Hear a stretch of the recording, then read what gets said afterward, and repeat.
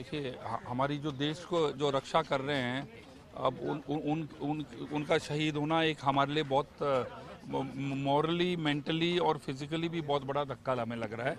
और हमारे ये सपूत जो हैं हमारे प्रदेश के हैं, तो आज दिल बहुत दुखी है।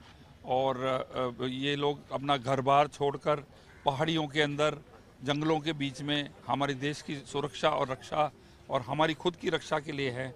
बहुत दुखद दिन है और उनको सबको शत शत नमन, और उनकी आत्मा भगवान जो है उनको शांति प्रदान करे।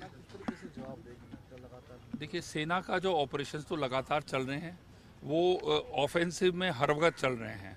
और मुझे पूरी आशा है कि ये जो अपने 5 शहीद हुए, सेना के भी भावुक हो गई होगी और उनके मन में भी क्रोध होगा।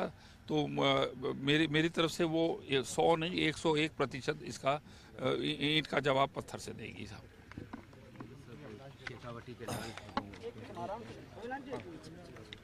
देखिए, निश्चित ही बहुत ही दुर्भाग्यपूर्ण घटना है। इस आतंकियों के द्वारा किए गए आतंकी हमले का, कायराना हमले का पूरा देश, राजस्थान निंदा करता है। और जिस वीर भूमि के झुंझुनू के 2 लाल शहीद हुए हैं मां भारती की सेवा करते हुए, उनके सम्मान में पूरा राजस्थान खड़ा है। और निश्चित इस कायराना हमले का भारत सरकार, भारतीय सेना पूरी मजबूती के साथ में जवाब देगी। देखिए, मैं कहना चाहूँगा, सर्वप्रथम तो जो हमारे माटी के लाल वीर जवान जिन्होंने देश के लिए कुर्बानी दी, शहादत दी, उनको नमन करता हूँ।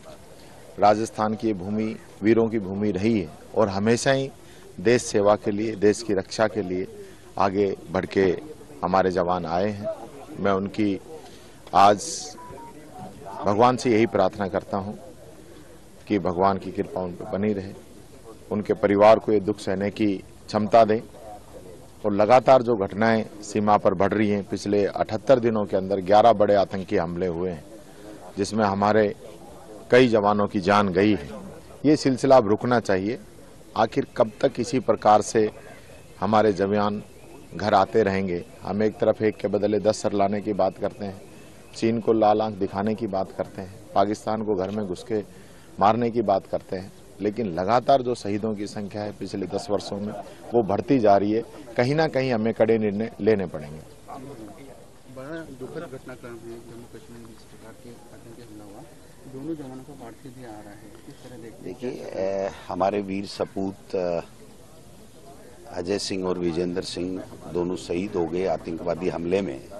ये हमारे सबके लिए दुख की बात है और एक तरफ से गौरव की बात भी है कि हमारे सपूत, शेखावाटी के सपूत, जिन्होंने देश की एकता और अखंडता के लिए अपने प्राण न्यौछावर कर दिए, शहादत दे दी, तो ऐसे शहीदों को हम सत सत नमन करते हैं, सैल्यूट करते हैं। इनके माता पिता को, परिजनों को हम प्रणाम करते हैं।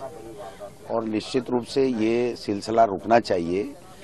काफ़ी आतंकवादी घटनाएं बढ़ रही हैं, तो हमारी सरकार को, केंद्र सरकार को इसके ऊपर कोई कड़ा एक्शन लेना चाहिए, क्योंकि 10 साल से हम देख रहे हैं कि बातें बड़ी बड़ी की गई थी, लेकिन उन बातों पे कोई अमल नहीं हुआ। और आए दिन आतंकवादी हमारे घर में घुस करके हमारे नौजवानों को शहीद कर रहे हैं, मार रहे हैं, और हम कुछ नहीं कर पा रहे हैं। तो ऐसे में हम इस पे राजनीति नहीं करना चाहते, लेकिन हमारा इतना निवेदन जरूर रहेगा प्रतिपक्ष के नाते कि सरकार को इसमें कोई सख्त एक्शन लेना चाहिए कि भविष्य में इस प्रकार की आतंकवादी घटना में हमारे कोई जवान शहीद ना हो। अंत्येष्टि के दौरान कांग्रेस के कोई बड़े लीडर वहाँ पर रहेंगे? बिल्कुल बिल्कुल, देखिए, रहेंगे, इसमें कोई दो राय नहीं है। वो तो हमारा धर्म बनता है, हमारा फर्ज बनता है, तो निश्चित रूप से हमने तय कर रखा है। तो इसमें कांग्रेस बीजेपी कुछ भी नहीं है सर। ये हमारे देश के शहीद हैं, हमारे प्रदेश के शहीद हैं, हमारे देश के लिए इन्होंने शहादत दी है। इसलिए इसको हम पार्टियों में नहीं बांटना चाहते। हमारा सबका धर्म बनता है कि हम इनको सैल्यूट करें, प्रणाम करें और इनकी शहादत को नमन करें।